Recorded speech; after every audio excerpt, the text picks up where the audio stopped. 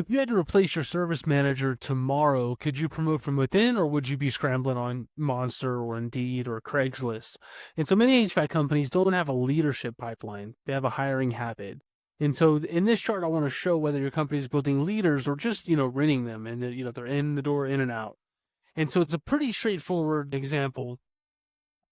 And so we have a data set here, pretty basic. It's just any new hire throughout the years. And this is just saying, you're hiring essentially one person a month.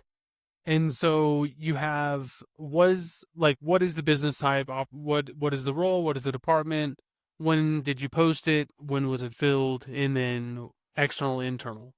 So we just have to calculate two columns here. Pretty straightforward to do, especially if you've been following along in the book or on these videos. And so first is it a promotion? And you don't really even have to do this. I'm just doing it just to show you a couple different ways to model data. And so the first one is if it's external, then 0, otherwise 1. And when you do the formulas, you're going to do count if 1, but you could also do count if internal.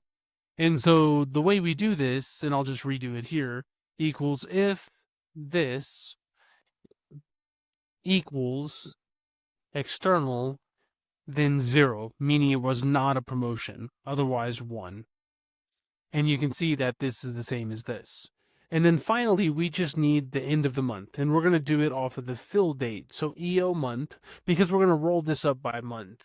So end of the month for the fill date, and you can do it off the open date, however you want to do it. But I'm just going to do it off of the fill date.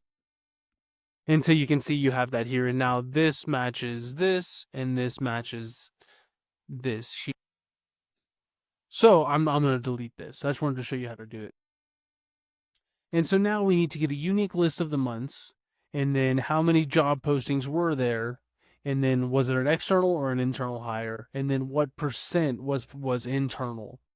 And then what we want here is a 12-month rolling average, and then a target, and then we're going to chart 1 year of data. Like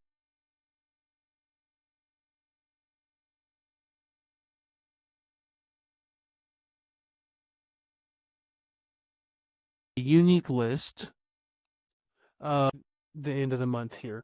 And what you'll notice is there are some months that you did not hire. So for example, let me see, where is it?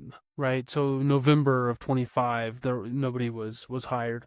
What I did in this data set is I added that row. And so I'll do the same here, but let me just copy this and then Control Shift V to paste it. And then I'll just insert a row, and then I'll highlight these two and then drag it down. I'm just going to copy and paste this over. And if you want this file with my solution, there's a link to download it, or you can just shoot me an email. So jobs is pretty straightforward.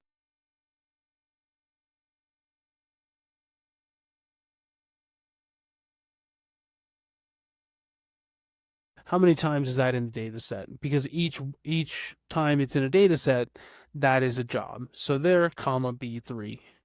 And you can see everything except for November. There was a job posting, and then it's ramping up a little bit.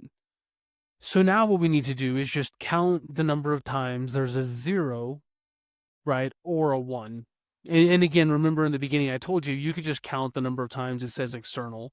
I just wanted to show you how to do that. So count FS, again, month is in B3. So here, and you can do either way. You can start with promotion, or you can start with the month, whatever you want to do. If I start with month, comma, B3, and then comma is promotion, comma, 0, because we're doing external hires. And then for internal, you can do the same thing, but count if it's a 1, or you can just, equals this minus this. So if there's only one job opening and it was filled externally, then that means it was not filled internally, therefore it's 0. And you can just go down this way. And then here equals how many were internal hires, equals 0 divided by 1, which is 0%. And then here I'll drag this down, but what you're going to notice is there's an error right here. No, hold on. It's this divided by this, by the total number of jobs. And you're still those will be 0, but here you're gonna get an error because you can't divide by 0. You can have a 0 in the top of the fraction, but you can't have a 0 in the bottom of the fraction. So what I'll do is I'll just do if error and then comma 0. Okay, so to get a 12-month rolling average, so we can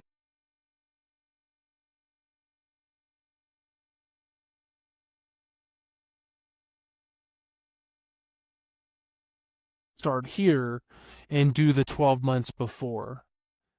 So we can start here and do the 12 months before. So equals the sum of this, which is the 12 months before, divided by the sum of this.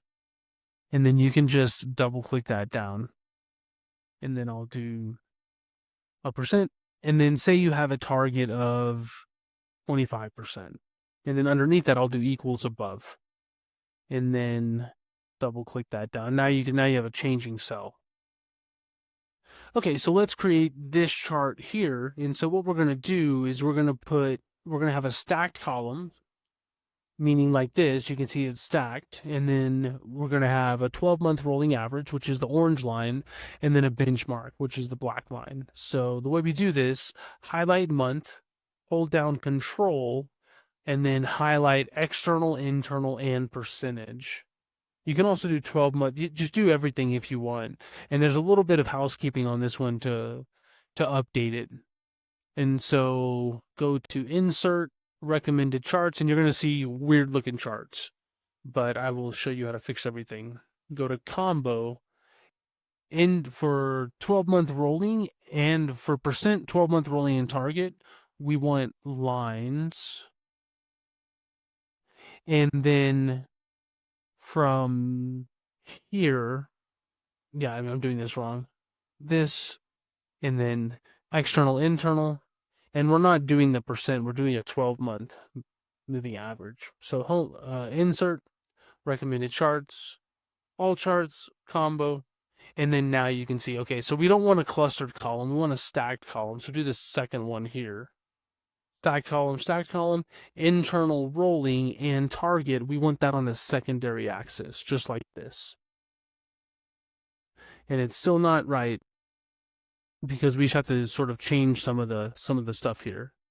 And so we just need to essentially remove the first year. So if you click on the column, you can see how the mouse changes here, and then just drag that down to there. Drag this down to the same, and then for each line, you got to do the same. So just drag that down to here. Drag this down to here. And so, yeah, so you can see that you have the moving averages. And so what I'm going to do now is just a couple things. The first one is I'm going to change this axis. So I want this axis to be, 1 to 3, essentially. And so if I double click here, then I can see here on the options, axis options, minimum, maximum 3. Hold on, something isn't making sense. Let me see what's going on here. That's what's not making sense. Well,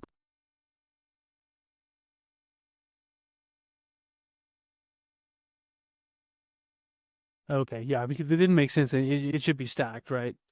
Okay, and then 1 to 3, and then you can have it, at 0.5 increments, or you can just say, I want it at 0 and then 1, and then you could do it like that. So it's just 1, 2, 3. And then you can also change this axis too if you'd like. But now I'm just going to change the color. So for the target line, I want this to be, I'm gonna change this just so, I mean, the thing is it's just a personal preference. I don't like the way this looks, and so normally I would change it, but let's just see. So here, and then we can make it a little bit thinner. It's taking up too much space. And then for this one, we can just change the color to whatever you want. Again, all this is personal preference. Maybe make it a little bit thicker. And then also if we flatten the chart a little bit, it'll, it won't be so spaced out. And you can also change these axes if you want. If you want the line to come down, you can change these axes here to whatever you want, say 0.1, and you can see the lines come down. So that's one way. I mean, you can also do, what's the minimum, say 0.15, and then then it comes down. So it's whatever you want. Again, it's all personal preference. It's painting the same picture.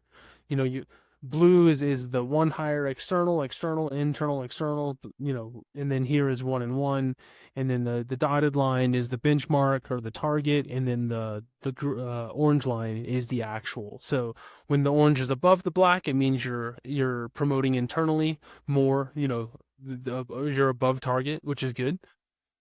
And if it's below, you're below target, because here it's just 0, right? I mean, these are also moving averages, right? So it's taking into account previous year's data, because you don't want to do this, because it's just going to be a line that's 0, 100, 0, 100, 0, 100, right? And so that doesn't make much sense. And then finally, let me just fix this chart, and then you can just move it up a little bit. But anyways, so that's it. That's how you calculate it. I know it's a little bit confusing because you got to make the chart, then you got to move everything. But once you do it, it's good to go. And then as you add more data over the months and the years, then it'll update. As always, if you have any questions, just let me know. Questions at Databoards. If you want this file with my solution, there is a link to download it, or you can just shoot me an email. And if you need some help with these KPIs, to help you calculate them, to format them, any of that stuff, you can also hop on my calendar. There's a link to that, or you can just shoot me an email, and we can have a chat. But if not, then I will see you in future videos.